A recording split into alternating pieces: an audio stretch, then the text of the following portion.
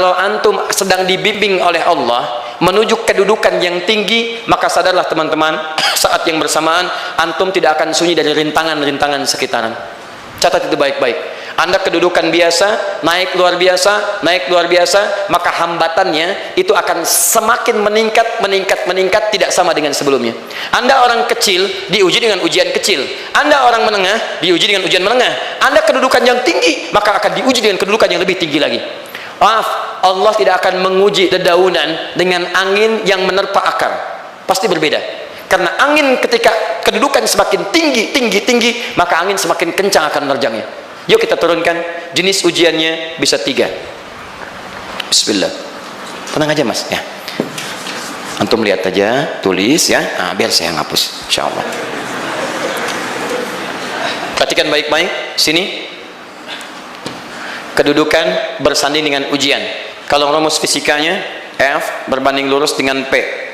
Gaya berbanding lurus dengan tekanan. Jadi kalau antum misalnya rumus asalnya F1 sama dengan F2, gaya gerak sama dengan gaya dorong. Kalau dikembangkan ke sini, tenaga kecil begini, maka yang bunyi kecil. Kalau besar, semakin besar lagi. Nah, memahami rumus ini, F sama dengan P. F berbanding lurus dengan tekanan. Ada gaya tekanan juga yang cukup kuat. Ketika antum pukul kencang, suara kencang. Tapi ini lebih sakit kan? Tekanannya lebih kuat. Itu agak berbeda. Itu dalam persepsi positif. Dalam persepsi negatif juga bisa. Gaya berbanding lurus dengan tekanan. Semakin orang banyak gaya, semakin tertekan hidupnya. Ya? Tanya. Sekarang lihat sini. Rumus ini kalau kita turunkan lewat ayat, am hasibtum an tadkhulul jannata. Apakah Anda akan duga begitu mudah masuk surga? Walamma yatikum matalul ladzina khalau min qablikum. Sementara Allah belum menguji Anda seperti orang dulu yang dijamin surga mendapati ujian. Apa jenis ujiannya? Ini manhaj hidup kita dan kita berhenti di sini. Maaf, saya mungkin hanya 5 ayat dulu untuk hari ini ya. Massat humul ba'sa. Ujian pertama disebut dengan ba'sun. Jamaknya ba'sa. Ba'sa. Ini masih ringan. Misal, jarang ke masjid, sekarang mulai ke masjid. Begitu antum ke masjid, Allah kasih ujian sesuai dengan kadar niat antum. Kasih hujan gerimis. Ke masjid gak? Itu ba'sun. Begitu antum ke masjid, orang Arab katakan, nazil matar, turun hujan. La ba's, la ba'sa, la ba'sa. Gak ada masalah. La ba'sa, tidak ada masalah. Serap ke dalam bahasa Indonesia lewat labas. Labas lewat, ringan. Berarti kalau antum diuji dengan yang ringan, maka antum kadarnya masih ringan, akan dinaikkan kepada yang menengah. Akan yang menengah. Hati-hati betul. Kalau antum belum lulus yang di sini, maka antum akan terus sampai di sini, sampai lulus di sini. Sampai lulus. Antum mau berangkat ke masjid gerimis bisa. Tiba-tiba nggak jadi ya di rumah. Istri antum mengatakan, "Pak, kok nggak ke masjid? Hujan mah kan cuman gerimis." Takut teriak, Masya Allah. Padahal antum misalnya belum kuat untuk berangkat, maka antum akan terus diuji di sini. Lihat rumusnya, Quran surah kedua ayat 286. La yukallifullahu nafsan illa. Allah tidak akan pernah menguji seorang hamba di luar kadar kemampuannya.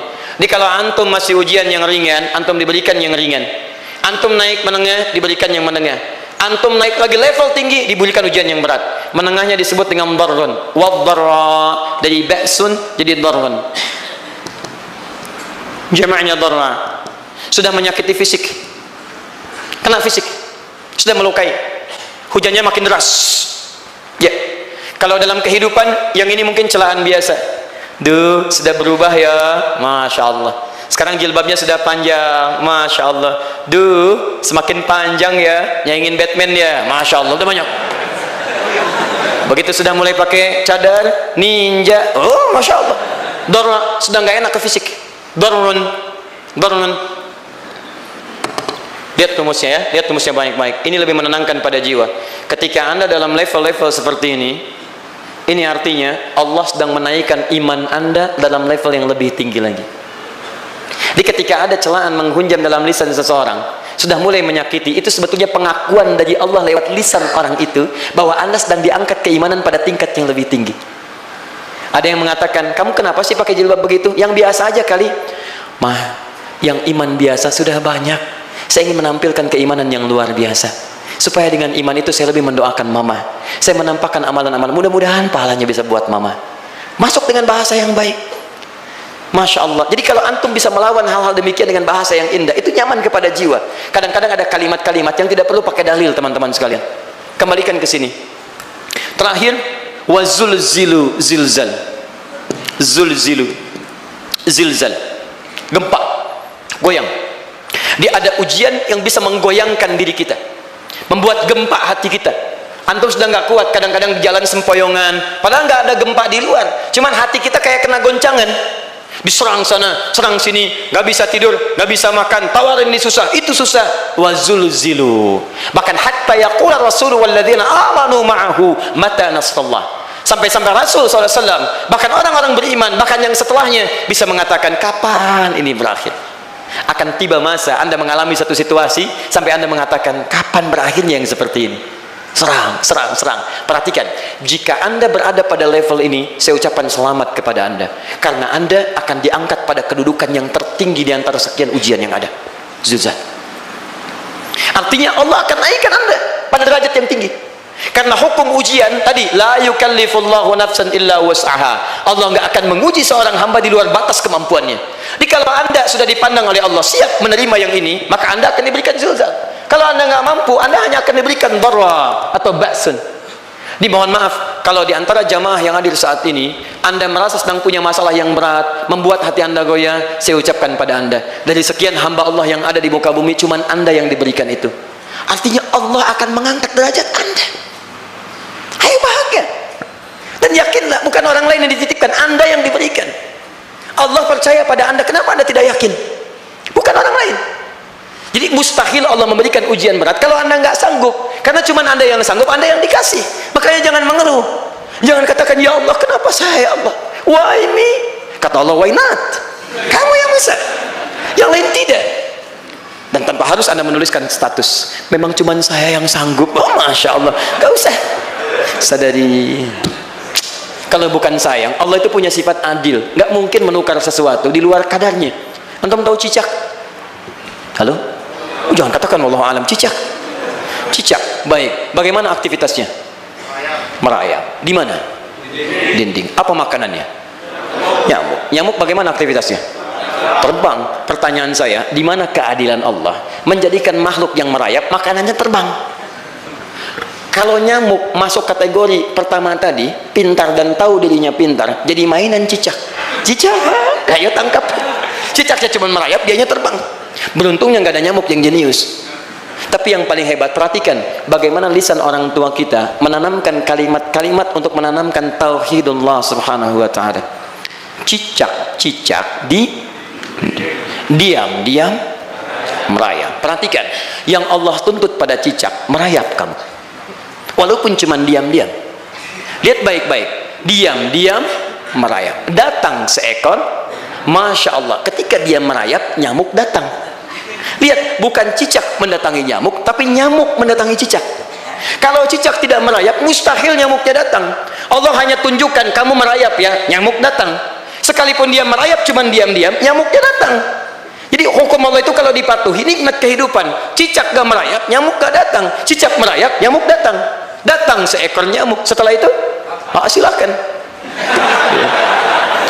Jadi kalau kita teman-teman ikuti hukum Allah, mau berat, alhamdulillah, mau ringan, alhamdulillah, ya mau sedang, alhamdulillah. Begitu diangkat, artinya ada pengakuan dari Allah, iman kita akan diangkat.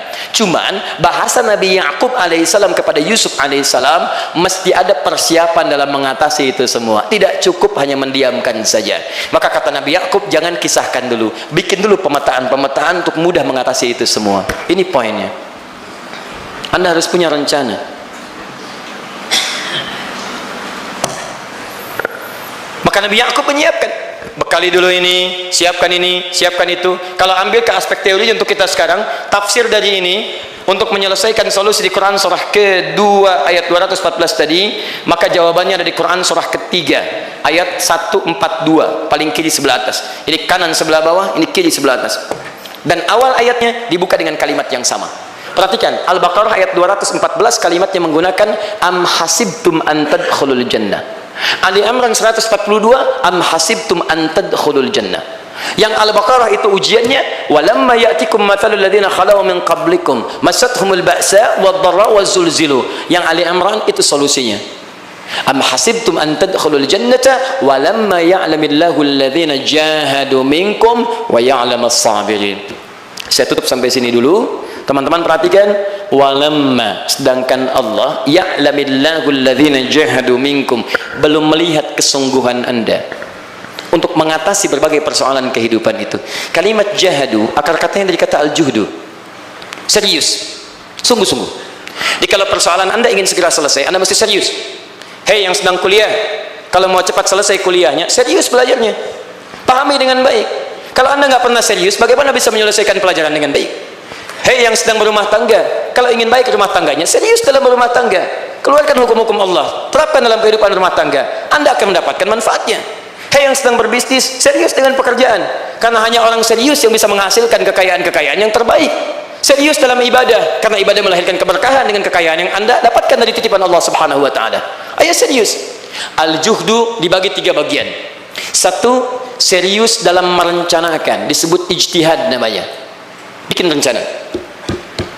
Misal, maaf, tadi dalam keluarga, kalau diambil kedudukan Yusuf alaihissalam, antum tempatkan itu pada porsi pertama sebagai target. Misal, Yusuf diberikan kedudukan oleh Allah. Bagaimana anak saya punya kedudukan walaupun tidak sama dengan Yusuf alaihissalam?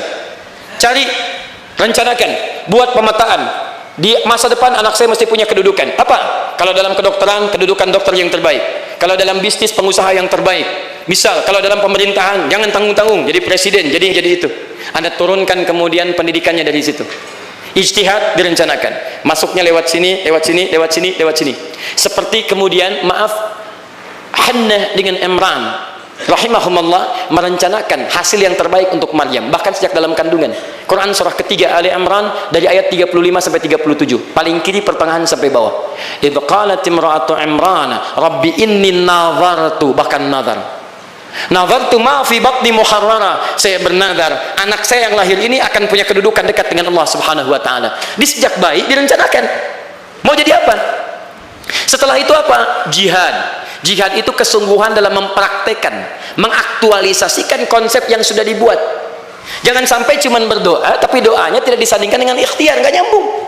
Makanya ketika lahir ada jihad, jihad dengan doa.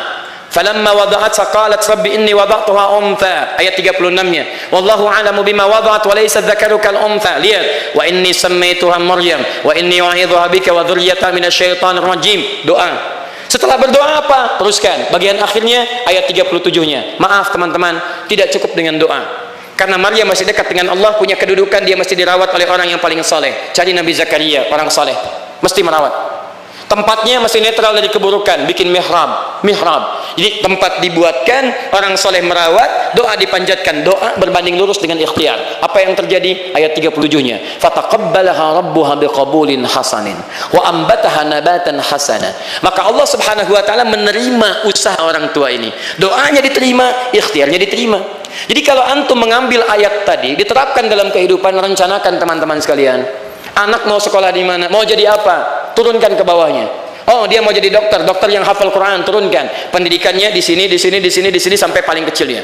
Siapa gurunya yang dekat dengan Allah? Sekolahnya yang menjauhkan dari hal-hal keburukan. Sampai satpamnya soleh, securitynya soleh, koperasinya orang-orang soleh, gurunya orang-orang soleh. Hadirkan. Kalau ikhtiarnya sudah nyambung dengan doa, maka fataqabbalallah, qabbalallah. Taqabbalaha rabbuha. Diterima Maryam, antum diterima. Di kadang-kadang yang nggak nyambung nih begini, doanya nggak nyambung dengan ikhtiar, itu masalahnya. Ya Allah, mohon ya Rabb, jadikan anak saya rajin sholat, hafal Al-Quran, tapi ditempatkan di sekolah yang tidak pernah mengajarkan sholat, nggak nyambung. Ditempatkan di tempat yang tidak pernah mengajarkan Quran, tidak nyambung. Nggak ada kesamaan di situ. Maka Nabi Ya'qub alaihissalam memberikan gambaran kepada anaknya, nah, kamu akan punya kedudukan begini, hati-hati, setiap ada kedudukan akan ada rintangan, kamu harus punya rencana untuk merencanakan solusi-solusi terbaik untuk itu. Kemudian yang terakhir, ini yang paling hebat, mujahadah, perjuangan melawan emosi. Karena tidak sedikit tantangan itu, maaf, yang berat itu bukan menghadapi fisiknya, tapi menghadapi diri kita sendiri. Mau ke masjid, malas, itu yang susah dihadapi dibandingkan dengan hujan. Hujan ada payung, malas mau pakai apa? Maaf, menurun, semangat turun, malas datang, kecewa datang, pesimis datang, lawan, namanya mujahadah. Gabungkan ketiganya, isi dengan sabar. Wa ya'lamas sabirin. Manhaj itulah yang diberikan kepada Yusuf, sehingga Yusuf nanti mengalami tahapan-tahapan kehidupan sampai dengan beliau mencapai puncak tertinggi, disebut kemudian menjadi Al-Aziz, dan disitulah kemudian terbukti mimpinya setelah 40 tahun atau 80 tahun disebutkan dalam satu riwayat, maka terbuktilah mimpi ini punya kedudukan bapak ibunya beserta saudara-saudaranya sujud di hadapan Yusuf alaihissalam. Teman-teman, ini baru 5% dari pengajaran yang ada di surah Yusuf. Masih banyak hal yang lainnya. Bagaimana ketika mohon maaf bertemu dengan saudaranya. Saya kasih bocoran sedikit. 10 orang rapat di satu tempat untuk mencelakai Yusuf.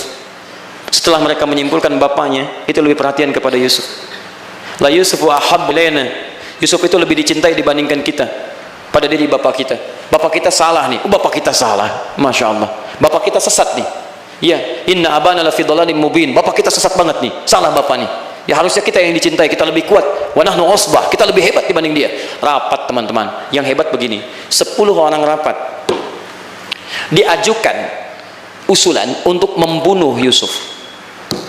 Saya mau tanya pada antum, kalau 10 orang rapat, 9 mengusulkan A, 1 mengusulkan B, kira-kira yang diterima secara quorum 9 atau 1? 9. Ini bisa tertukar.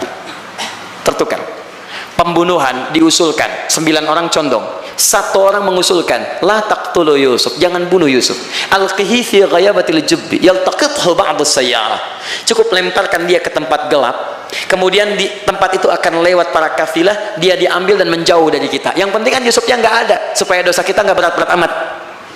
Yusufnya ambil, itu kan tujuan kita. Lihat baik-baik, biasanya setan kalau sedang melakukan sesuatu itu nggak akan nanggung, nodong bisa pembunuhan, lempar bisa perampokan. Tapi ini yang aneh, kenapa 9 orang yang untuk membunuh itu tiba-tiba belok menyepakati rencana yang pertama? Yang 1 orang, 9 orang, 10 orang rapat, 9 punya A, tiba-tiba yang 9 berpindah kepada yang B yang cuma 1 orang. Kenapa bisa terjadi? Ada rahasia di situ. Kapan rahasianya? Kapan-kapan kita bahas lagi, ya?